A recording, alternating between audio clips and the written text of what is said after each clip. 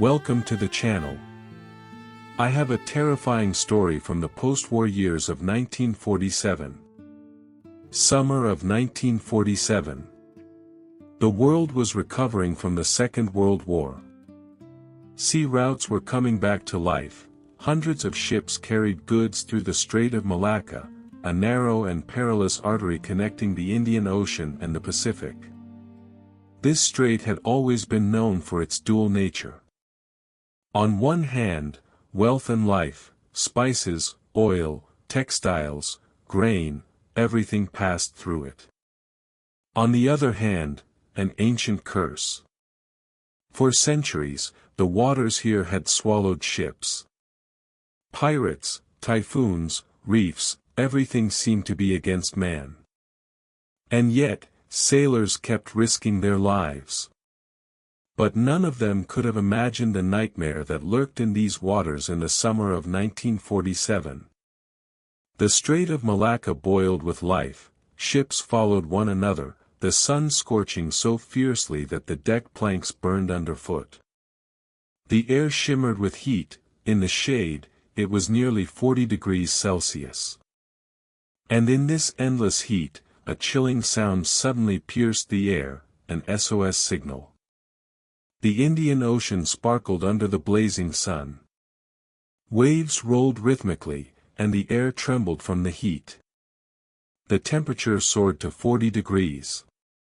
In the Strait of Malacca, one of the busiest routes on the planet, hundreds of ships daily carried goods, connecting east and west. The place always teemed with life, noise, movement. But here, silence cut through the air for the first time. Morse code crackled on the frequency. A dying voice was heard. At first, broken, as if the radio operator's hand trembled.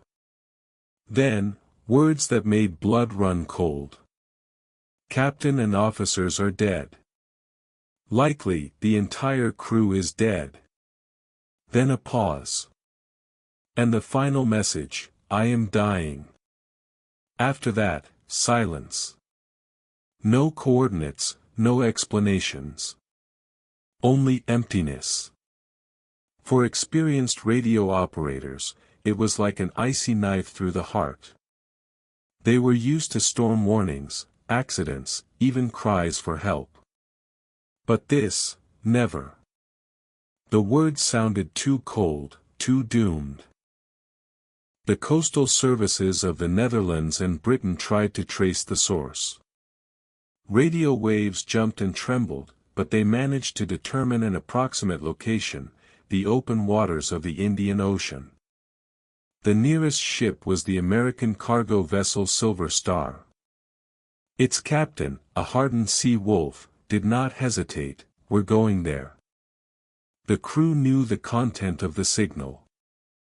Fear settled into their hearts. But the sailors understood, the law of the sea was unyielding, if someone calls for help, you must respond. The captain listened silently as the signal was recounted. His officers exchanged glances, fear clearly etched on their faces. But the law of the sea was clear, a call for help could not be ignored. The captain said, we're going to it. Some sailors shivered. One whispered to another. What if there's an epidemic? Or something worse? But no one argued. After several hours, a silhouette appeared through the haze. A massive hull, dark and motionless. No signal, no movement. The Silver Star approached slowly. The sailors peered at the deck of the Ourang Medan. A terrifying silence reigned. Not a single human being. Only the creak of masts and the slap of waves. It's dead, muttered one. Don't say that, the captain snapped sharply. Hours passed in the shimmering heat of the day. The dark hull, the masts, the motionless deck, it was Ourang Medan. The ship drifted slowly, as if soulless, carried by the waves. No signal, no greeting, no one on deck. Silence. Only the wind and the cries of gulls. When the Silver Star drew closer, the captain and officers stood on deck, binoculars raised. Everyone understood, something was wrong ahead. But no one was prepared for what awaited them inside. Several sailors, armed only with flashlights and ropes, climbed aboard the Ourang Medan. Boats were lowered into the water. At first, silence. Hollow, deathly, as if the very air had refused to live. The sailors exchanged uneasy glances. One, a very young man, clutched a cross at his chest. Another whispered, "I don't want to go further." But orders were orders. They stepped forward. And then the first discovery. A sailor's body. Eyes wide open, mouth frozen in a silent scream. The sailors recoiled. One cursed and nearly dropped his flashlight. Inside, each felt as if a cold hand of death had gripped their throats. More bodies followed. In the cabins, on the deck, by the stairways. The horror thickened. It seemed the walls themselves whispered that something inhuman had occurred here. One of the rescuers later admitted, "I felt as if we had entered the realm of the dead." There was no life. Only eyes staring into nothingness. The rescuers prepared to board. Every step echoed ominously. They sensed, something was wrong. A strange cold hung in the air, if the breath of death had brushed against their skin. The first body lay on the deck. A sailor with eyes wide open, mouth frozen in a silent scream, hands stretched as if pushing away an invisible force. Then more. And more. In the engine room, engineers frozen at their stations. In the captain's cabin, the captain, his face twisted in horror. Even the dog. Its jaws frozen in a snarl, for bristling, as if it had fought to the very last. And finally, the radio room. The radio operator. His hand still rested on the telegraph key. He was the very voice that had sent those desperate words into the air. When they reached the radio room and saw the operator, everything fell into place. This was the voice they had heard. This was the hand that had tapped the telegraph key while dying. The young sailor could not bear it, he vomited on the deck. Another began crossing himself. But the captain of the Silver Star remained resolute. He declared, "We must tow this ship. At least something from it must return to the living."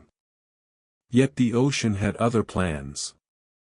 What struck everyone most was the temperature. Outside, 40 degrees of relentless heat. The sun blazed mercilessly. Inside the ship, a chilling cold, penetrating to the bone. In some compartments, it was barely 4 degrees Celsius. It was as if the ocean itself had sucked the warmth from the vessel, leaving only death and emptiness. The Silver Star's captain ordered, "Begin towing. Perhaps some evidence could be saved." The ropes tightened. The ship began to move. And then, from the fourth hold, thick smoke started to pour. Minutes later, a terrible explosion. A pillar of fire shot into the sky. Ourang Medan seemed to leap from the water, split apart, and sink into the abyss. Everything was over. All its mysteries, drowned with it. So, what really happened? Perhaps it was a chemical cargo. One theory suggests the hold carried cyanide or tabun, a chemical weapon from the war. A gas leak could have killed the crew, and contact with seawater might have triggered the explosion. Or was it a secret experiment? Some believe the ship was involved in classified projects, similar to the Philadelphia experiment. Or maybe a supernatural phenomenon. Sailors whisper of curses, ghosts, forces that cannot tolerate human presence. Or simply a maritime legend. Skeptics argue, the ship never existed. There's no record of Ourang Medan in any registry. Yet the fact remains, in 1952, the U.S. Coast Guard officially mentioned the case. More than 70 years have passed. No expedition has ever found a trace of the ship. Not a single piece of evidence, only eyewitness accounts and reports. Yet the story lives on in the maritime world. Radio operators pass it down to newcomers, sailors tell it in their cabins. And every time, in the darkness, someone recalls. All officers are dead. I am dying. Somewhere in the depths of the ocean, beneath layers of water, perhaps lies the broken hull of Ourang Medan. And with it, a mystery it took with it. What killed the crew? Chemicals? A conspiracy? Or something we may never understand? Perhaps the answer lies in the black water, at the bottom, where there is no light. Or maybe the ocean itself made sure we would never know the truth. But one thing is certain, the story of Ourang Medan does not let go. It returns again and again, reminding us that the ocean is not only a highway and a source of life. It is also an eternal abyss, home to secrets mankind can never unravel. The mystery, vanished into the depths. The crew of Silver Star took a long time to recover. People whispered. We shouldn't have gone on board. It would have been better if it had stayed in the abyss. The official reports were dry, perhaps a dangerous cargo was being transported. Maybe gas, maybe weapons. But in the eyes of those who saw the faces of the dead sailors, another truth lived, there was something there they could not explain. Some swore they heard a quiet whisper in the radio room, not belonging to the operator. Others claimed that on the deck of Ourang Medan, there was a presence, as if someone was watching from the shadows. When Silver Star returned to port, the sailors remained silent for a long time. The official reports were concise, emotionless. But the sailors, they spoke. And as time passed, the story grew with new details. A young sailor from Silver Star, many years later, admitted. When we left, I felt a cold in my chest all the time. As if part of that horror had clung to me. Sometimes at night, I dream of his voice, I am dying. Local fishermen quickly picked up the legend. In coastal villages, whispers began, a ghost has appeared in the strait. The elders insisted, this was not the first time. Ships had vanished in these waters before. Some were found empty, without a crew. Others sank for no reason. Malay tales spoke of the guardians of the sea, spirits who punish those who carry forbidden cargo across the ocean. And sailors began to whisper, Ourang Medan broke the oath. That is why it was taken. Other rumors circulated. After World War II, the ocean was full of secret shipments. It was said that Ourang Medan carried crates of chemical weapons left over from the Nazis. Some claimed that captured scientists were being transported secretly. In every version, people died the same way, without blood, without struggle, but with terror frozen on their faces. Sailors asked. If it was gas, why did the dog die the same way, snarling? And why was the air inside the ship so icy? Gas doesn't bring cold. Every conversation ended in silence. No explanation could be found. Later, stories emerged that the ghost of Ourang Medan had been seen again. Captains of some ships swore that sometimes the silhouette of the old ship appeared on the horizon. It moved without lights and suddenly vanished like smoke. One Malay fisherman said, "At night, we saw the ship. It sailed beside us, quiet as a shadow. Then a wave covered it, and it disappeared. Only the cold remained in the air." These words spread through the ports. Since then, sailors feared these waters. They said, "Where Ourang Medan died, the sea shows no mercy." Whenever a storm capsized a ship or people vanished in the strait, the rumors returned. It's the curse of Medan. The souls of the dead seek peace. The ocean keeps its secrets and punishes anyone who dares play with the forbidden. More than 70 years have passed. Ourang Medan has never been found. Yet sailors still tell the story to newcomers, in the cabins, at night, when the wind howls and the ship groans. And a chill runs down the spine. Because somewhere in the ocean, in the abyss, the ship may still lie, full of dead eyes, waiting for those who dare uncover its secret. Decades have passed. Our world has changed. New ships, satellites, technology have appeared. Yet Ourang Medan has never been found. Some say the ocean itself hid it so that no one would break its secret.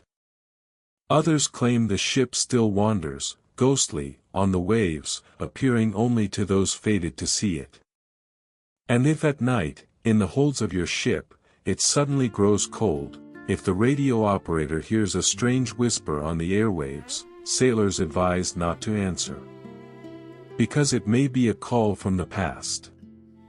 We will never know the whole truth. Ourang Medan is forever lost in the depths of the Indian Ocean. But the legend lives on, a story of a ghost ship, a cry of despair over the radio, and a mystery that has fascinated and terrified for more than 70 years.